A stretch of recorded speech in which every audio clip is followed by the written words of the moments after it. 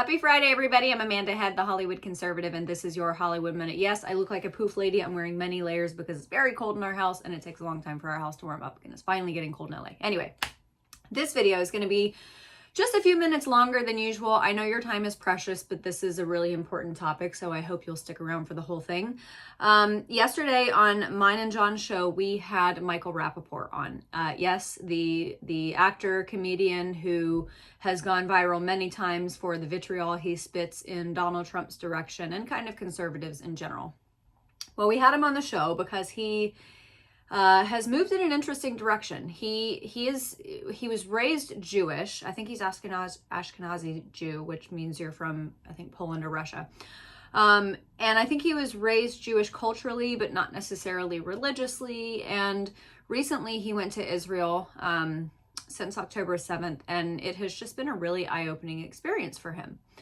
So I want you to watch this clip and hear what he has to say with respect to where this puts him politically. Check it out. You in the Democrat Party, there is a divide in the Democrat Party as far as how this should be handled. Do you kind of feel like you're in political no man's land? That's a good question. Honestly, I do feel like I'm in a little bit of political no man's land. I don't like how the good cop, bad cop routine between Bernie. Not Bernie. I was thinking about him because the stuff he said yesterday. Because he's one day he's supporting Israel, the next day he's not supporting Israel. But he's a kook anyway, and he's full of crap anyway. But I don't like the good cop, bad cop routine with Kamala and Joe Biden, because Joe will say one thing and then Kamala will say another thing. And that's what, in regards to if that's no man's land, I don't like it. I see it. Other people see it. I've been very open about, my problems with Trump, but, everything that's going on in the last 6 months, inflation and interest rates. And I know that doesn't have anything to do with the president necessarily, but the anti-Semitism and the anti-Israel, I'm not supporting anybody that doesn't support Israel, period. So, we got a long year ahead of us. It's going to be a crazy year.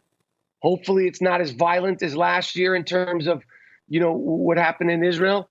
I don't know who I'm going to vote for at this point, but I said it, and I mean it.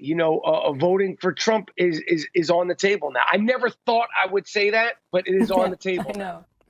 So every day on Twitter before our show, Real America's Voice puts out a graphic and tags all of the people who are going to be guests on the show that night. And I was really disheartened to see the response from a lot of conservatives about having Michael Rapaport on the show. And I guess if you don't understand and you don't know where he has moved politically, then you might think that this was a strange pairing to have him on the show. But there were even, disparaging comments from conservatives on the video, like the video that I just showed you. And I think it's a really big mistake for us to not exhibit grace for people. I think that there's obviously got to be a very careful balance between carrot and stick. But when someone like Michael Rapaport, who has been in a liberal echo chamber his entire life, for him to move in a direction of sanity is something that I think should be rewarded, and something that I think we should give exposure to and have conversations about. You have to understand, this is a guy who at, I think, 19 or 20 years old, moved to Los Angeles to pursue stand-up comedy. He's been in Hollywood his entire life. So I would imagine it has only been very few times over the course of his life where he has even been exposed to the ideas on the other side and been able to engage. I mean, obviously he's seen news clips and such, but he has probably only seen it from a liberal perspective, from a mainstream media perspective, which we know is complete spin. So for him to come on the show, I thought was, number one, courageous, knowing who Amanda Head is and who John Solomon is. And second of all, to double down on the fact that voting for Donald Trump is on the table, because Israel is his number one issue at this point. And if Joe Biden doesn't move in the direction that he thinks that he should, then, this is his carrot and stick situation. So I would just encourage all of you to have a little bit more grace for people. They may not, he may not come totally over to our side, but that's okay, because honestly, you know, I personally am not comfortable with being 50-50 in this country. And the only way that we can move people over is by welcoming them in, engaging in civil discourse, having conversations, presenting them with ideas, and then we might get more people over, because I would love to see this nation move to like 70-30 or 80-20 or 90-10 conservative. I would love for the fringe of liberals to become perceived freaks in this country. I want them to be on the outlier, on the outer edges of civil society, not geographically, but ideologically and culturally. I want them to be perceived as freaks.